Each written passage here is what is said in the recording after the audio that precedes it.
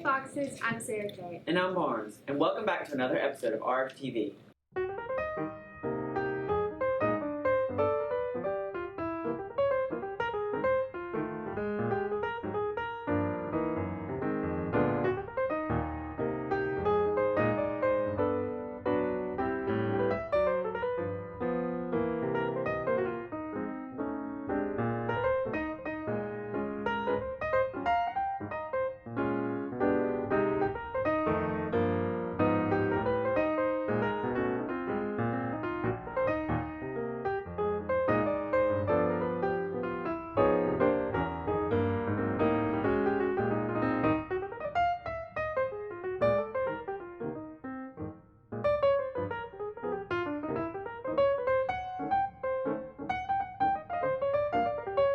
In school news, seniors are invited to come to the Francis Marion Interview Day here at HHS on Monday, March 14th from 9 a.m. to 1 p.m.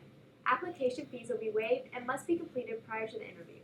During the interview, scholarship opportunities will be discussed. Seniors are asked to come by the school counseling office to select a time slot. Seniors are reminded that Johnsons must be paid in full for graduation supplies by March 21st when supplies are passed out. You can visit rosegraduation.com if you have any questions about how much you owe or to make payments. Seniors are additionally reminded to not forget to stop by the school counseling office to check out current and new scholarship opportunities. To kick off today's episode, we have a special video from our JROTC program. Sergeant Wilson has officially called to duty. Let's see how the robotics team has gotten to work with him lately. Where do y'all want to go eat today? I'm thinking we go grab a bite to eat at Menard's Spaghetti Palace. Where is that at? Oh no, my keys. What should we do? Call Sergeant Wilson. Sergeant Wilson, you must report for duty.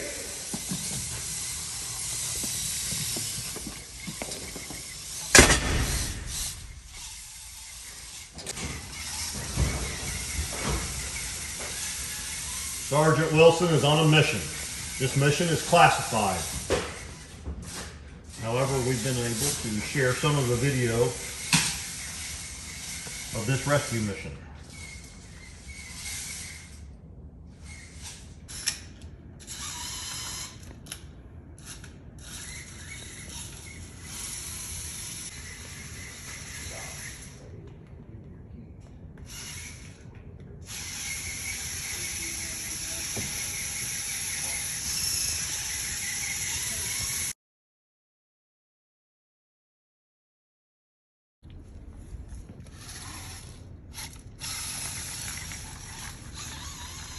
Thank you, Sergeant Wilson. You're my hero.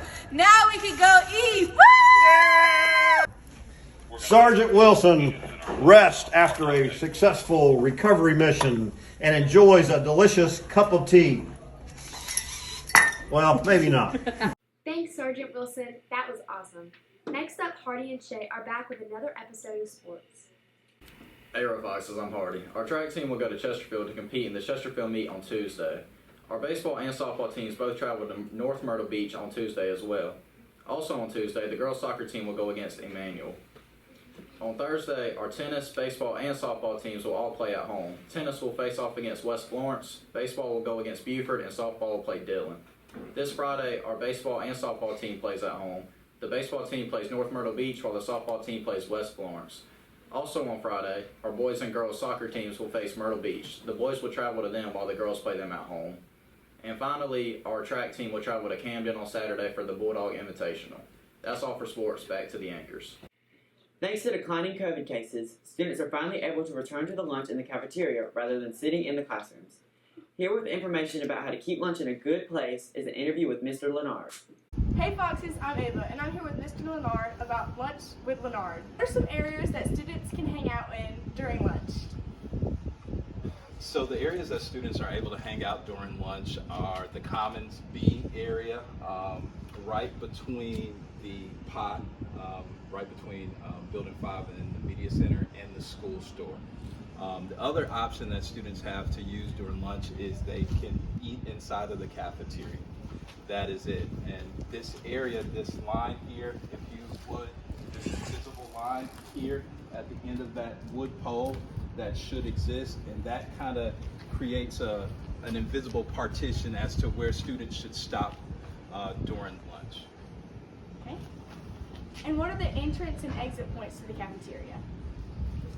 So before lunch, students are able to enter on either corners of the doors. So we try not to use these double doors in front of the cafeteria for entry.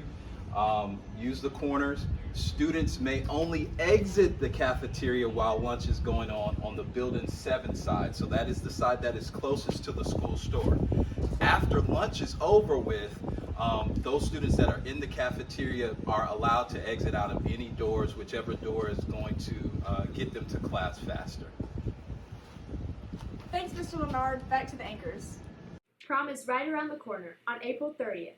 Here with an update on prom are Mr. Payton and junior class representative Patrick Thomas. Hey Foxes, I'm Carly, and today I'm going to interview Patrick Thomas about prom. Prom this year is going to be in the arena. The theme is HHS Presents Neon Nights. There will be tickets for other people from other schools later, but we don't have the cost now. You'll probably get that from Mr. Payton. Another thing is we need some more people on the committees like decoration, advertisement, and food. So if you want to be on the committee, you can email me at pjthomas562@dcsdschools.org. Thank you, Patrick. Now back to the anchors. In order to go to prom or participate in graduation, students will be required to pay off their fees in order to attend the events. With more, here is Ms. Beasley. Hey, how are you? I'm here today to talk about fees and getting them paid. So you can see me. My name is Miss Beasley. You can come to the main office, ask for me. I'll look up your account, see what you owe. If you are a senior, you want to get them paid as quickly as possible so that you can participate in the graduation ceremony. But you can also pay in increments. You could have a large amount, a little amount, depending on what classes you took here at school. There's some additional charges, or classes you took at DCIT. Every year, though, there is a standard $57 charged to each student. That $57 consists of $50 being your laptop insurance and $7 being your school ID for that school year. But there's not a problem. We'll work with you. We'll take small payments, but always check with Ms. Beasley about your school fees so that you'll be up to date and current. With the ACT tomorrow, Haley and Kennedy had the chance to catch up on the best tips for your success. Hi, I'm Kennedy. Today I'm going to talk to Mr. Andrews about the upcoming ACT. Hi guys, how are y'all? Our ACT is coming real soon. It is March the 8th, which is Tuesday. Make sure that you get a good breakfast beforehand, get a good night's sleep the night before, and then we want you to also be prepared and do really well on the test. So go to act.org, and there's a section on, I'm looking at the site now, it's called Test Prep. Learn more about ACT Test Prep. So you're going to click that and it'll walk you through test prep and help you get some extra tips and get some studying in before test day. So get your rest, eat a good breakfast, and do the best you can. Thank you, Mr. Andrews. Now back to the anchors. Thanks, ladies. Best of luck on the ACT to our juniors and midterm exams next week for all other students. With great sadness, Hartsville Middle School has lost a bright light, Ms. Kim Roberts. Many of us remember her with great respect. In honor of her hard work, a virtual choir performance is being put together. Here's Jade with more information. Hey Foxes, I'm Ava, and I'm here with Miss Olson. Tell us about the virtual choir project. All right, so the Virtual Choir Project is a project that I'm putting together in honor of Miss Kim Roberts. You may have run into her with your time at Hartsville Middle School or really just in the community, but she was a beloved educator, music educator, and just musician. And unfortunately, she passed a couple of weeks ago.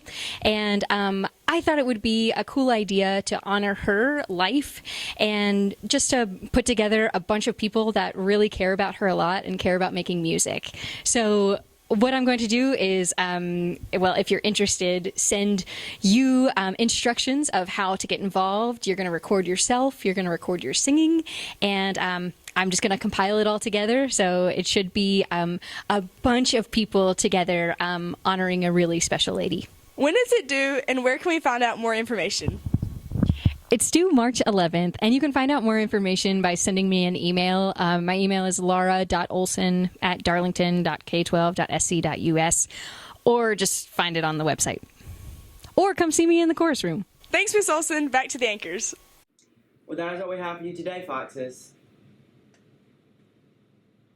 Stay classy, Hartsville High.